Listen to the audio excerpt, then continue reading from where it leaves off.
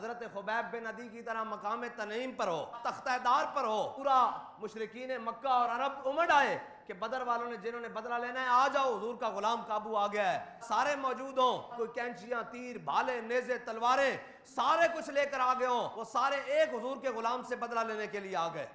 لیکن یہ شان ہے خدمتگاروں کی، حضور کے غلام ہیں۔ بلکہ آپ جب قید ہوئے نا تو آپ جن کے گھر میں قید تھے انہوں نے آپ کو زنجیروں سے جکڑ کے رکھا ہوا تھا، تو ان جن کے گھر قید تھے نا ان کا ایک چھوٹا سا بچہ کھیلتے کھیلتے حضرت خبیب بن عدی کے پاس چلا گیا۔ جب بچہ آپ کے قریب پہنچا نا تو وہ جن کے گھر میں قید تھے وہ کانپنے لگ پڑے، انہوں نے کہا اب تو خبیب ہمارے بچے کے جناب گردن پر ہاتھ رکھے گا یا جناب یہاں گچی دبائے گا اور کہے گا مجھے رہا کرو ورنہ تمہارے بچے کو مار دوں گا۔ جب آپ نے دیکھا نا پردوں میں بھی چھپا ہو تو چشم بینا دیکھ لیتی ہے اور زمانے کی طبیعت کا تقاضا دیکھ لیتی ہے، الہی کیا چھپا ہوتا ہے اہل دل کے سینوں میں،